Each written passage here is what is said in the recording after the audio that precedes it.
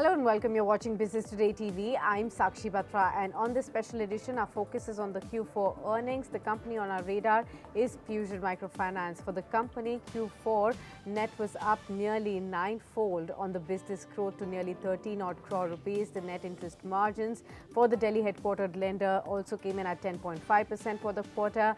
The net interest income also grew at a solid 62% to 274 crore rupees. The assets under management for the company also saw an increase of 37%.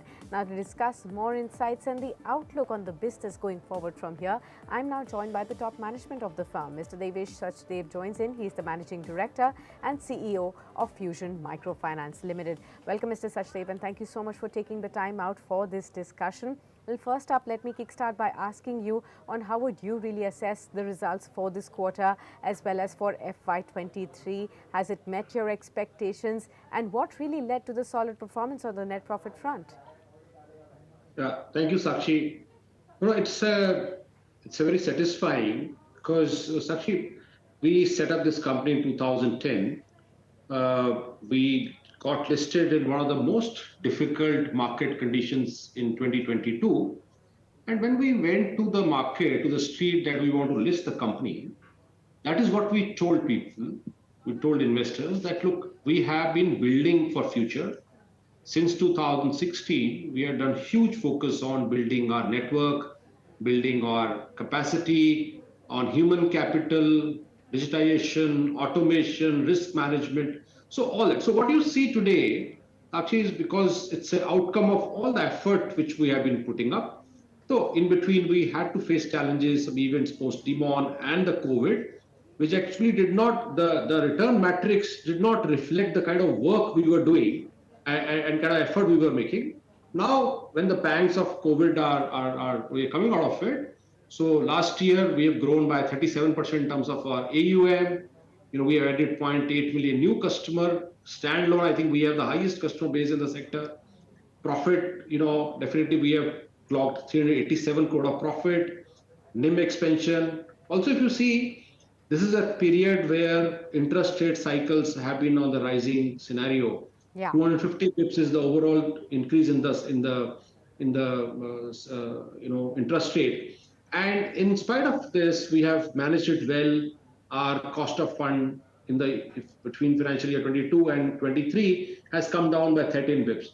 So I will only say actually that, look, it is satisfying, but also, the expectation from Fusion is high now. And we are also trying to build for long-term sustainable, with the outlook in mind. I think that's how we want to go forward from here. Understood. You also mentioned that, the growth of the assets under management has been quite strong this time. Share with us what have been the key growth drivers, and will that continue to pace up the assets under management going forward in FY24 as well? Yeah. So one of the reasons is, one, as I mentioned, the network distribution. Sakshi, we are in 20 states now, very well diversified. We are in some of the very high growth and less penetrated states like UP, Bihar, which are our top states. We entered UP, UP was our first state. So, and then in the last 2-3 years, 3-4 years, we've added around 600 branches. So the network has expanded, which has played a role. There was a pent-up demand after COVID, and we were there with our customer, so we could fulfill that demand. That is also a reason. And then our team's orientation has been to add new customers. If you see the last 2 years, we have added 1.4 million new customers. So I think it's a combination of all these factors: our network, pent-up demand, all the other work which we have done, and the right geographies. And I think we have. I remember, in 2020 when the COVID happened, Sakshi, we were 3,600 crore of portfolio, and now you see we are close to 9,300 crore of portfolio in the midst of one of the toughest, challenging environment humankind has faced. Absolutely, that has been quite remarkable, and we're seeing the stock markets also give a thumbs up after the earnings as well. The stock is up 3% odd in today's trading session. Now, we've also seen the disbursements growing. I wanted to understand from you what is, the growth target as far as disbursements are concerned for FY24 as well. Yeah. So Sakshi, look, since beginning, we are always building for future. We are more focused on a long-term sustainable enterprise. We focus more on building an organization rather than building a portfolio. We want to protect our NIMs. We want to give a steady state ROA of 4 to 4.5%, and we in this range. And we want to give a steady state ROE of 18 to 20%.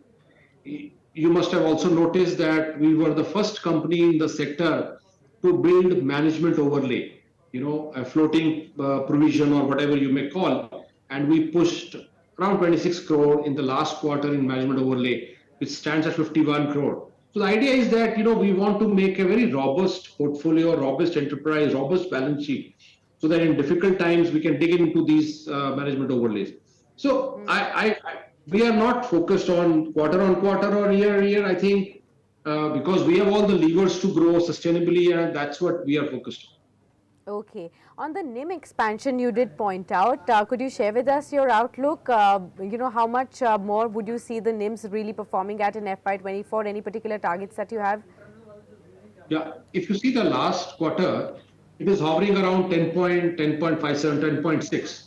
I think there's a 30-40 bips more headroom because you know why, Sakshi?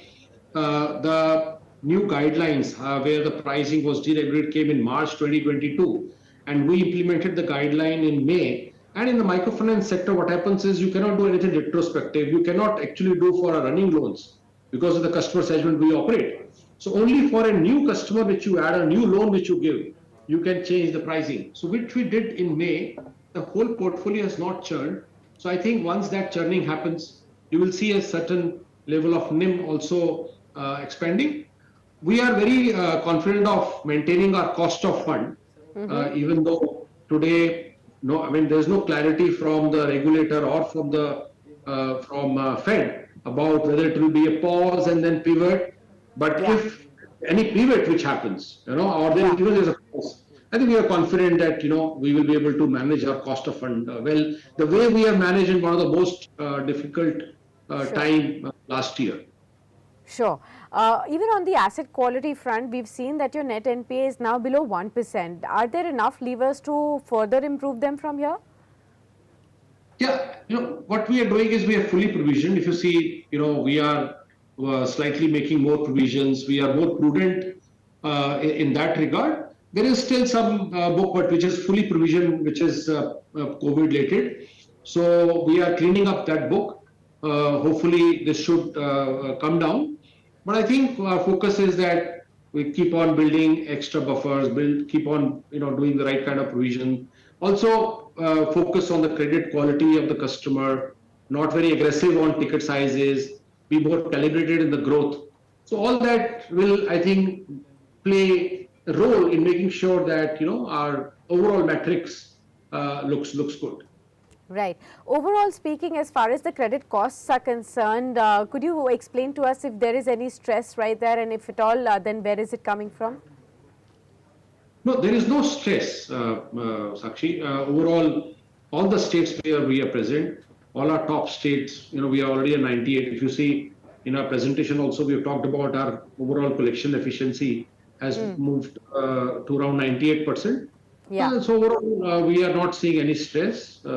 People are coming back, and even people who have not paid during the COVID are coming back because their credit bureau records have got affected, and they are not able to get new loans. So they're also getting and coming and clearing their previous outstanding. So I think whatever the credit cost you see last year, you will see that we will be at least coming down from that credit cost in this coming year.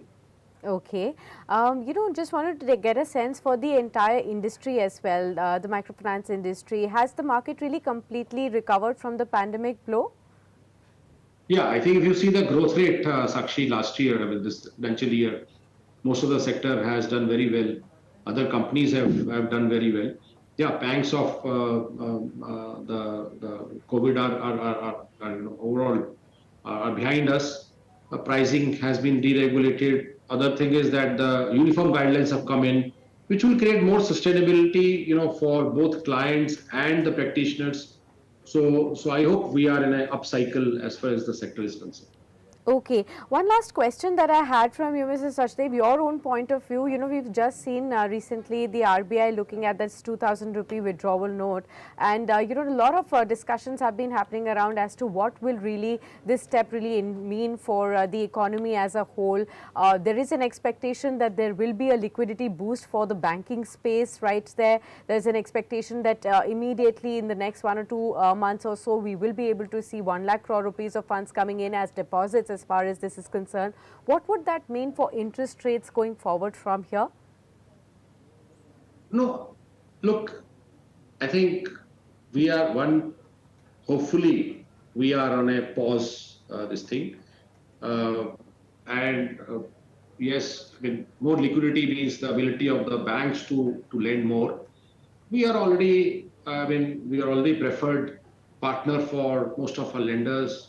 We have all the large banks starting from SBI, HDFC, ICICI, Axis Bank. All the top lenders are supporting us. So I don't see, anything changing even for us. But yeah, I don't have any comment on, because the overall, the note in circulation as per the data what is come out by the regulator and the government, it's very low. I don't think it is going to make a much difference. But I think it will be for us, it will more a business as usual. Okay, understood that. Well, thank you so much, Mrs. Sachdev, for being with us on the show and discussing with us all the insights from this quarterly earnings. All the very best to you for the upcoming quarters as well. And here's hoping to continue to interact with you to get more insights about the business outlook going forward. Many thanks for being with us. Thank you. All right, and with that, we wrap up this edition where our focus was on Q4 earnings. We will continue to tap into how the stock markets are performing in today's trade and what are really experts really looking at in terms of where are the opportunities for investors really emerging in the stock markets, in the investment world, and how the news flow in the business world is impacting your own investments in equities. To track all of that, you can continue to be with us on Business Today TV. Don't forget to subscribe to this channel and continue to engage with us on our other social media platforms as well. Until then, thanks for tuning in.